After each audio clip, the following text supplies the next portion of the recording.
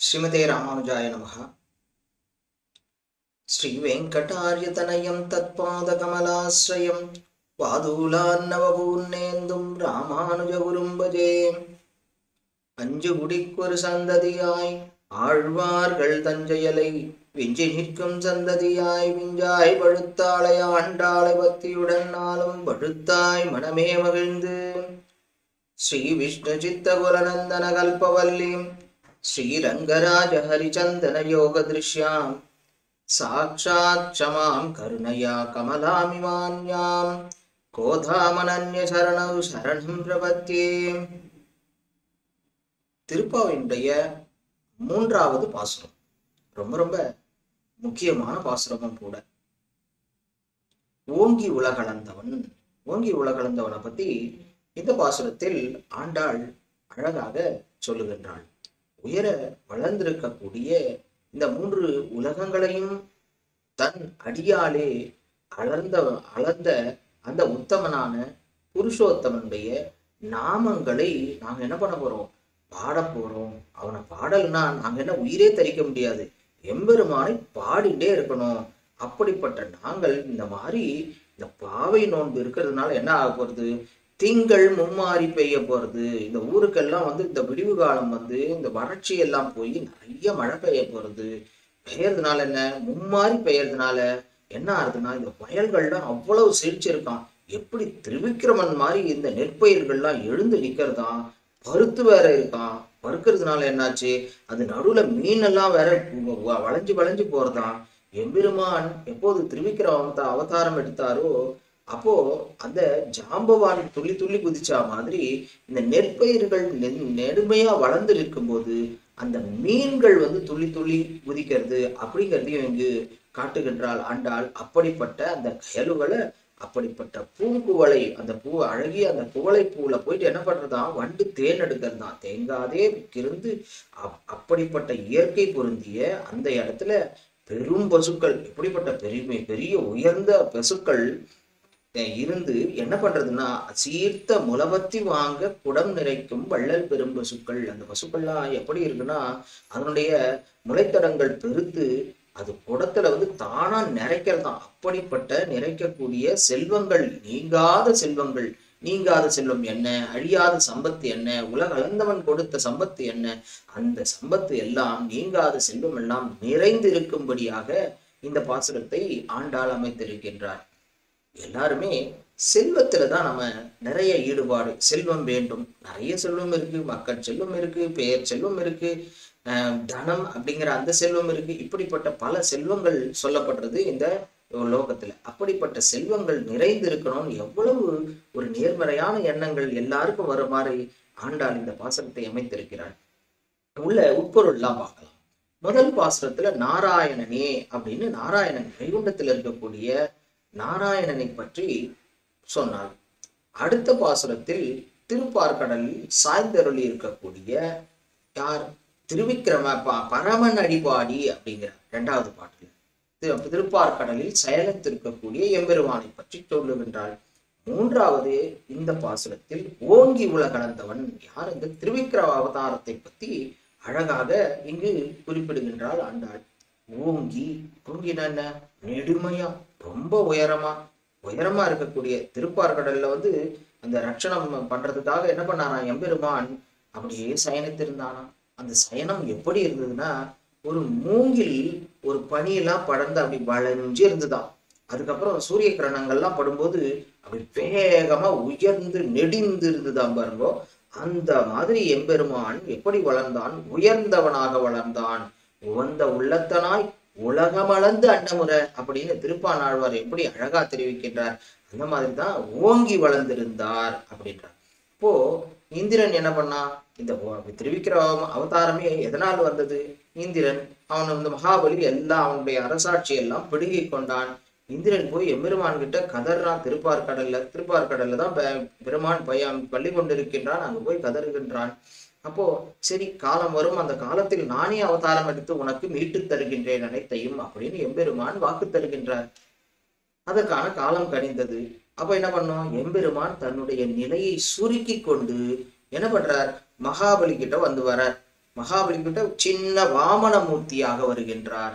திருவிக்கிரம அவதாரமாக நெடிந்து வளர்கின்றார். அவர் வரும்போது தன்னை சுருக்கி கொண்டு சின்ன உருவத்தோடு வந்து என்ன பண்றார், மகாபலி கிட்ட தானம் கேட்கின்றார். எது என்ன, முன்னிலம் கொடு, எனக்கு தானம் கொடு அப்படின்னு கேட்கிறார் மகாபலியை பார்த்து. மகாபலி நீர் வார்க்கின்றான்.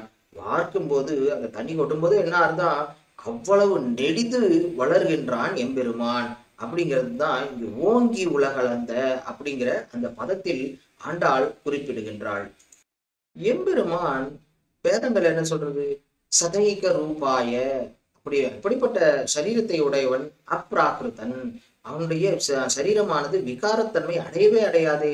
அப்படிப்பட்ட அந்த திருவிக்கிரமன் ஆனா கண்கொள்ளா காட்சியாக அவன் நெடிது உயர்ந்து வளர்ந்து நிற்கின்றான். அப்போ அது எப்படி இருந்ததுன்னு பார்த்தா,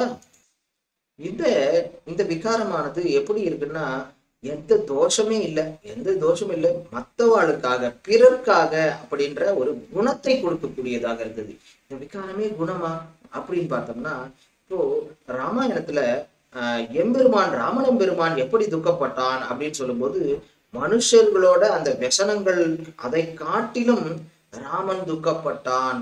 व्यसनेषु மனுஷ்யானாம் ரிஷம் பவதி துக்கிதா அப்படின்னு குறிப்பிடுறான்.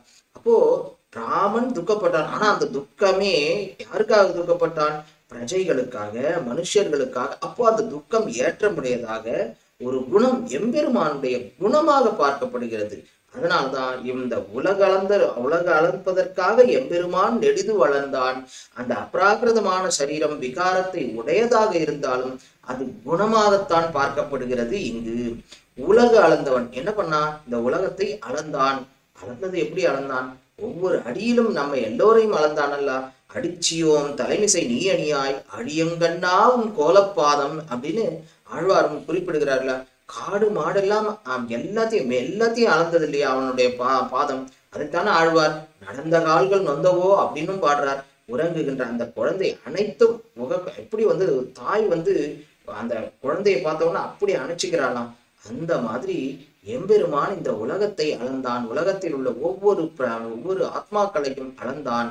அப்படிப்பட்ட உத்தமன் என்ன, ஏன் உத்தமன் இங்கு குறிப்பிடுகின்றாள் ஆண்டாள்? உத்தமன்னா யார் அப்படின்னு பார்த்தா, உத்தமன், உத்துனா என்ன, உத்துன்றது வைகுண்டத்தில் இருக்கக்கூடிய எம்பெருமான்.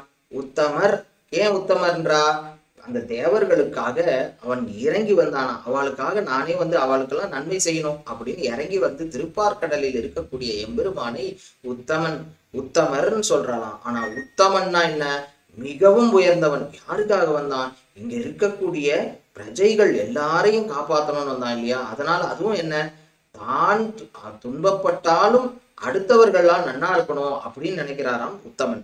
உலகளந்த இவர்களுக்கு உபகாரம் செய்வதற்காக எண்ணாமல் தனக்கு பேர், அவர் வந்ததே எதற்கு, உபகாரம் பண்ணணும், எல்லாருக்கும் உபகாரம் பண்ணணும். ஆனா அவர் என்ன நினைக்கிறார், அதுவே தன்னுடைய பேராக நினைக்கின்றான். அதனாலதான் உத்தமன், உத்தமன் அப்படின்றத ஆண்டாள் இங்கு காட்டி கொடுக்கின்றாள். ஒரு சாதாரண ஒரு எடுத்துக்காட்டு சொல்லும்போது அதமன், மத்தியமன், அதுக்கப்புறம் உத்தமன் சொல்லுவார். நம்ம கர்மானுஷ்டானத்துல இருக்கக்கூடிய அந்த பிரஜைகளை சொல்லும்போது அதமாதமன் யாருன்னா ஒரு பிரயோஜனமே இருக்காது. ஆனா மற்றவாளை வந்து இம்சிப்பானா, எனக்கும் பிரயோஜனம் இல்லை அவளுக்கும் பிரயோஜனம் இருந்தாலும் இம்சை பண்ணுவான். அப்படிப்பட்டவன் அதமாதவன்.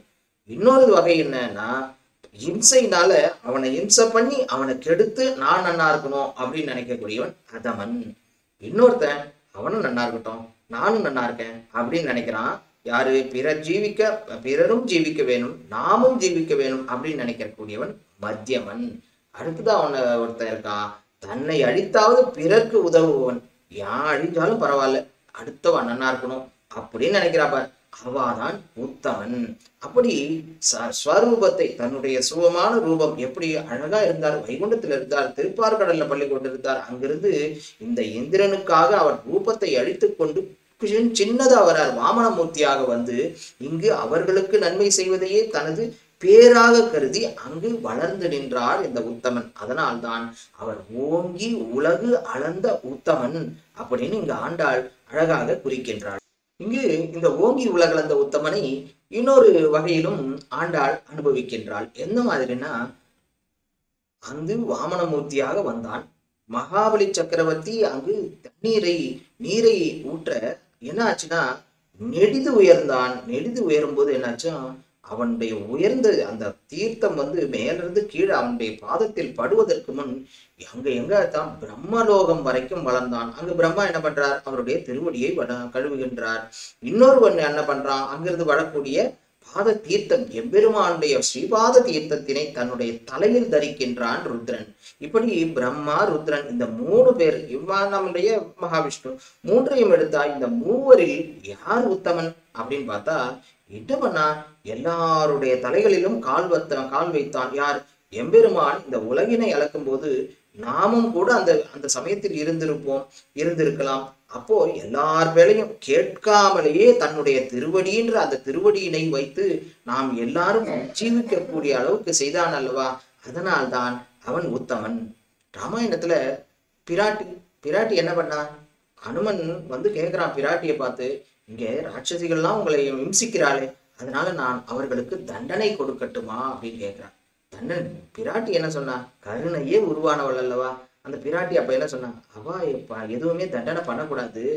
ஏன்னா அவன் யாரு, கூலி கொடுக்கிறவனுக்காக அவ பண்றா. அடுத்தது விபீஷ்ண ஆழ்வான் வந்துட்டானா, ராஜா வந்தா, அவ சொல்றதை கேட்க போறான். அதனால அவளுக்கு எந்த ஹிம்சையும் கொடுக்கலாகாதுன்னு ரட்சித்தாள். அந்த ராட்சசிகள் பிராட்டி எதனா கேட்டாளா, என்ன ரட்சிங்கன்னு சொன்னாலா? கேட்கவே இல்லையே. கேட்காமலேயே பிராட்டி ரட்சித்தாள். அந்த மாதிரிதான் எம்பெருமான் தன்னுடைய திருவடியை பதித்து நாம் அனைவரையும் உஜ்ஜீவிக்க செய்தான். நாம போய் கேட்காம புல் பூண்டாக இருந்திருக்கக்கூடிய நம் தலை மீதும் எம்பெருமான் தலை வைத்து ரட்சித்தான். அதனாலதான் உத்தமன் அப்படின்னு இங்க ஆண்டாள் அழகாக நமக்கு காட்டுகின்றாள். உத்தமன் பேர் பாடி அப்படிங்கிறான். ஓங்கி உலகளந்த அந்த உத்தமனுடைய பேரை பாடுவோம். எப்படி பாட போறோம், இன்னொரு விதமாக கூட இங்க அனுபவிக்கலாம். அந்த உலகளந்த உத்தமனுடைய பேரை நாம் எப்படி பாடப்படும், ஓங்கி மிகவும் அதிகமான ஒரு குரலோடு நாங்கள் பாடப்போகின்றோம். ஓங்கி பாட போறோம். எதை பாட போறோம், உலகளந்த உத்தமனுடைய பேரை பாட போகின்றோம். இங்கு உத்தமனை பாடலையா, அவனுடைய பேரை பாடுகின்றோம். அப்போ நாம சங்கீர்த்தனத்தை பற்றி மறுபடியும் இங்க பேர் பாடுதல். ஏற்கனவே என்ன பரமன் அடிபாடுதல் சொன்னாங்க. அவனுடைய எம்பெருமானுடைய திருவடியினை நாங்கள் பாட போகின்றோம்னா இங்க என்ன, அவனுடைய பேரை பாட போடுகின்றோம். எப்படிப்பட்டவன் அவன் உத்தமன். அந்த உத்தமனுடைய பேரை பாடுகின்றோம்ன்றது திருமந்திரத்தை தான் இங்க அழகாக ஆண்டாள் காட்டுகின்றான். அவன் மேலானவன். அவனை காட்டிலும் என்ன பண்ணது, இந்த திருநாமமானது அதை விட மேலானது. எப்படி திருநாமம் எம்பெருமானை விட மேலானதுன்னு சொல்ல முடியும் அப்படின்னா, பெரியவாச்சான் பிள்ளை அழகா சொல்றார். எம்பெருமான் எப்படி இருக்கின்றான் என்றால் கட்டிப்பொன் போலே இருக்கின்றான். இந்த திருநாமமானது, அவனுடைய திருநாமங்களானது பனிப்பொன் போலே இருக்கின்றது. அது என்ன கட்டிப்பொன் பனிப்பொன்னா, கட்டி போன்றது 24 கேரட் தங்கம் சொல்றான் இல்லையா, அந்த தங்க பிஸ்கட் மாதிரி இருக்கு. அப்படிப்பட்டவனாக இருக்கின்றான் எம்பெருமான். சரி, பனிப்பொன்னா என்ன, அது கூட கொஞ்சம் கலந்த கலவையா ஆபரணங்கள் செய்வதற்கு உகந்ததாக இருக்கக்கூடியது எதுன்னா அதுதான் பனிப்பொன். அப்போ எம்பெருமான் கட்டிப்பொன் போல 24 கேரட்ல இருக்கார். பனிப்பொன் போல 22 கேரட்ல கொஞ்சம் மற்ற உலோகங்கள் கலந்ததாக இருக்கக்கூடியது திருநாமம். அப்போ திருநாமம் தான் நாம் அணிந்து கொள்ள முடியும். ஆனா தங்க பிஸ்கெட் என்ன பண்ண முடியும், உள்ள வச்சுட்டு இருக்கலாம், இருந்தாலும் ஆபத்து தான். ஆனா ஆபரணங்கள் அணிந்து கொள்ள முடியும், பெருமைப்பட முடியும், பார்க்க முடியும், எல்லாமே பண்ண முடியும். பிஸ்கெட்டை போய் நம்ம அணிந்து கொள்ள முடியுமா, முடியாதே.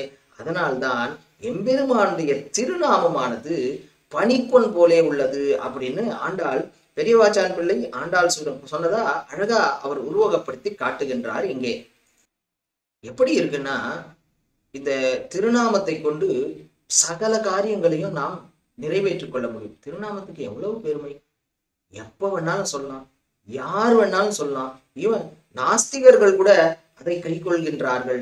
நாஸ்திகர்கள் எப்ப பார்த்தாலும் என்ன பண்றா, எம்பெருமானுடைய திருநாமத்தையே சொல்லி அது வேண்டாம் இது வேண்டாம் வேண்டாம் வேண்டாம் எம்பெருமானுடைய திருநாமத்தை தான் அவர் சொல்லி கொண்டு இருக்கின்றார்கள். அவர்களுக்கும் கை கொடுக்கக்கூடியது எதுன்னா எம்பெருமானுடைய திருநாமம். அது மட்டும் இல்ல, அஜாமில சரித்திரம் நமக்கே தெரியும். அங்க அஜாமிலன் என்ன பண்ணா, அவனுடைய தன்னுடைய மகன் அவனை பார்த்து நாராயணா நாராயணா நாராயணான்னு கூப்பிட்டு இருந்தான். அந்த இந்த லௌகிக சம்பந்தமுடைய தன்னுடைய மகனை கூப்பிட்டான். ஆனால் எம்பெருமான் எப்படி எடுத்துட்டார், என் பேர் தான் சொன்னான் அப்படின்னு விஷ்ணு தூதனாக விஷ்ணு தூதர்களை அனுப்பி அவனுக்கு நற்கதியினை கொடுத்தார். அது மட்டுமா, திரௌபதி எப்படி இருந்தாவோ, அவள் அந்த அரசவைக்கு எப்படி துரியோதனால் இழுத்து வரப்பட்டாள்னா, அந்த 3 நாட்கள் ஒதுங்க வேண்டிய 3 நாள்ல அழைச்சிட்டு வரா. அப்பவும் அவன் என்ன பண்ணா, கையை 2த்தையும் விட்டு என்ன சொன்னா, சங்க சக்கர கதாபாணி துவாரகான் லயாச்சுதா கோவிந்தா புண்டரீகாட்சா ரக்ஷமாம் சரணாகதம் நமோ பிராமணிய தேவாய கோ பிராமணிய ஹிதாய ச ஜெகத்யாய ஸ்ரீகிருஷ்ணாய கோவிந்தாய நமோ நமகான்னு சொன்னா. அவனுடைய நாமங்கள் சொன்னதும் புடவை சுரந்தது. அப்போ இதுல இருந்து நாமத்தினுடைய மகிமையை நாம் காண்பிட்டோம். எந்த நேரத்திலையும் சொல்லலாம், எந்த காலத்திலையும் சொல்லலாம், எல்லாரும் சொல்லலாம் அப்படிங்கிற அந்த நாமத்தினுடைய ஏற்றத்தினைத்தான் இங்கு ஆண்டாள் அழகாக உத்தமனுடைய பேரை பாடி அப்படிங்கிறார். அப்போ சகாப்பா நம்ம கூட பார்த்திருப்போம், ஒரு அம்மா பையன் சொல் பேச்சே கேட்க மாட்டேங்கிறான். இருந்தாலும் என்ன பண்றா, அந்த அம்மா ஓடி போய் அவனுக்கு எல்லா சகல சௌகரியங்களையும் பண்ணி கொடுக்கின்றாள். அதே மாதிரி ஏதாவது ஒண்ணு கையோ காலோ நொந்ததுன்னா உடனே கூப்பிடக்கூடிய பெயர் என்ன, அம்மா அப்படின்னு சொல்றான். அந்த திருநாமம், அந்த திருநாமத்தை சொல்வதற்கு எந்த யோகியதையும் வேண்டாம், யார் வேணாலும் சொல்லலாம் எல்லாத்தையும். ஆனா அதே நேரத்துல அந்த நாமம் என்ன, எல்லாருக்கும் நல்லதையே ஹிதம் பண்ணக்கூடியது, நாமத்தை கொண்டு சூத்திர புருஷார்த்தங்களை பெறக்கூடியது. அதாவது ஒருத்தன் முத்து வச்சுட்டு இருந்தானா, ஒரு வியாபாரி ஒரு கடல்ல மீன் பிடிச்சுட்டு இருந்தான். மீன்ல முத்து கிடைச்சது. அந்த முத்தை கொண்டு என்ன பண்ணானா, ஒரு மார்வாடி கிட்ட கொடுத்தானா. மார்வாடி அதை பார்த்துட்டு, இந்த 10 ரூபாய் வச்சுக்கோ அப்படின்னா. அந்த 10 ரூபாய் பார்த்த உடனே அந்த மீனவனுக்கு ரொம்ப மகிழ்ச்சி ஆயிடுச்சு. ஆஹா, 10 ரூபாய் எனக்கு கிடைச்சதேன்னு. அந்த வியாபாரிக்கு நல்லா தெரியும். என்ன பண்ணா, எடுத்துன்னு போய் ராஜா கிட்ட கொடுத்தான். ராஜா அதை பார்த்தான். ஆஹா, இந்த 1000 பொற்காசு வச்சுக்கோ, இந்த முத்து நல்லா இருக்கே அப்படின்னா. அப்போ ராஜா என்ன பண்ணா, ராஜா யாருக்கும் கொடுக்கல. அவன் என்ன பண்ணா, அவன் அணிந்து கொண்டு அதை அனுபவித்தான். அந்த முத்தை என்ன பண்ணா, அந்த ராஜா தானே அனுபவிச்சுன்னான். அந்த மாதிரி அவனுடைய பேர் பாடுதல் அப்படிங்கிறதுக்கு அதற்கு பலன் என்னன்னா, அதை அனுபவித்தல். அதை பேர் பாடக்கூடியதே ஒரு பலன். அதாவது எம்பெருமானுடைய திருநாமத்தை கொண்டு ஒரு சிலர் மோட்சத்தை கூட அடையலாம். ஆனா அந்த எம்பெருமானுடைய பேரை பாடுவதே பலனாக கொண்டுள்ளார்கள் இங்கு ஆயர்குலத்து சிறுமியர்கள். அந்த பெருமானுடைய பேரை பாடுவதே அவர்களுக்கு பலன் மாதிரி இருக்கு. அதனாலதான் இங்க ஓங்கி உலகளந்த உத்தமனுடைய பேரை பாடுவோம் அப்படின்றா. அதுவும் எப்படி பாட போறா, ஓங்கி பாட போறா. அந்த பாட்டு என்ன, அன்று பல்லாண்டு பாடுவோம் எம்பெருமானுடைய நாமங்களை ஆர்வத்தோடு நாங்க என்ன பண்ண போறோம், ஓங்கி பாட போறோம். ஆர்வத்தால் படாதார் பாட்டொன்றும் பாட்டல்ல அப்படின்னு திருமங்கை ஆழ்வார் சொல்ற மாதிரி நாங்க பாட போறோம். அப்படிப்பட்ட நாங்க யாருன்னா, நாங்கள் நெஞ்சை காவல் எடுக்கிற ஊரில் வாயாலே பாடப்பெற்ற நாம் பாக்கியவதிகள். என்னாச்சு, அவ நிலவரையில அடைச்சு வச்சுட்டு, பெண்கள்லாம் அடைச்சு வச்சுட்டு கண்ணனை சந்திக்க கூடாதுன்னு இருந்தா. ஆனா அந்த நாம சங்கீர்த்தனம் எங்களுக்கு எப்படி பண்ணிட்டு தெரியுமா, இப்ப கண்ணன் பெருமானையே எங்களுடன் சேர்த்து வைக்கப்படியாக. அப்படிப்பட்ட நாங்கள் என்ன பண்ண போறோம், ஏற்கனவே இந்த நாம சங்கீர்த்தனத்துக்கு போன பாட்டுலயும் என்ன சொன்னா, அவனுடைய நாமத்தினை பாடுவதனாலே நாங்கள் நெய் உண்ண மாட்டோம், அதுவே எங்களுக்கு போதும். அவங்க வயிறு ரொம்பித்து மனசு ரொம்பித்து, அதனால நாங்கள் பாட வேண்டிய அவசியமே இல்லை. அப்படிப்பட்ட நாங்கள் அந்த நாம சங்கீர்த்தனத்தை செய்து கொண்டே இருப்போம். அப்படிப்பட்ட நாங்கள் இந்த பாவை நம் பாவை. ஏன்னா பிராபியமும் கிருஷ்ணன், பிராபகமும் கிருஷ்ணன். கிருஷ்ணன் தான் எங்களுக்கு உபாயமாக இருக்கின்றார், ஆறாக இருக்கின்றார். அவரை அடைவதும் நாம் கிருஷ்ணனைத்தான் அடைய போகின்றோம். அப்படிப்பட்ட பேர் பாடி, அந்த பேர் பாடியதனால் நீராடினால் அவனுடைய பேர்ன்ற அந்த பாட பாட பாட அதுவே குளித்தா மாதிரி. அப்படிப்பட்ட பேர் பாடுதல் அப்படிங்கிற அந்த நீராடினால் என்ன ஆகுதுன்னா, தீங்கின்றி நாடெல்லாம் மும்மாறி பெய்து. என்ன பண்ண போறதான், ஊர் எல்லாருக்கும். ஏன்னா எதற்காக இந்த பாவை நோன்பு நோக்கிறார்கள், ஊராருக்கு அந்த மழை வரணும். ஆனா இவாளுக்கு அந்த மழையாகிய எம்பெருமான் கிடைக்க வேண்டும் அப்படிங்கிறதுக்காக தானே இந்த நோன்பு இருக்கிறதா. ஒரு வச்சனம் உண்டு, அஷ்டாத்திர சித்தி யாருக்கெல்லாம் கிடைச்சதோ அந்த மகான் யாராவது அந்த சித்தி அடைந்தவன் இருந்தால் அந்த இடத்துல வியாதி இருக்காது, பஞ்சம் இருக்காது, திருடர்கள் எதுவுமே எந்த தொல்லையும் இருக்காது. எத்திர அஷ்டாட்சர சித்தோ மகாபாகோ மகீயதே ந தத்ர சஞ்சரிஷ்யந்தி வியாதி துர்பிக்ஷ சதஸ்கராஹா அப்படின்ற அந்த சொல் உண்டு. அந்த மாதிரி இங்க இருக்கக்கூடிய பெண்கள் என்ன பண்றா, அங்க மந்திரத்தால் அடையக்கூடியதை எம்பெருமான் கூடவே இருந்து, அதனால்தான் சீர்மல்கும் செல்வச் சிறுமீர்கள்னு கூட பழைய பாசுரத்தில் பாடினாள். அப்படிப்பட்ட அவர்கள் இருக்கக்கூடிய இடத்துல தீங்கு வந்துருமா? வரவே வராது. தீங்குன்றது வரவே வராது. அதான் ஏற்கனவே நாராயணனே அப்படின்ற அந்த திருமந்திரத்தை அவர்கள் ஏற்கனவே அதை அனுசந்தித்து விட்டார்கள். அப்படிப்பட்ட அனுசந்தித்தவர்கள் தீங்கே ஏற்படாத தீங்கின்றி அங்க நாடெல்லாம் மாதம் மும்மாறி பெய்யுது. மழை எப்படி பெய்யணுமா? மும்மாறி பெய்யணுமா. எப்படி?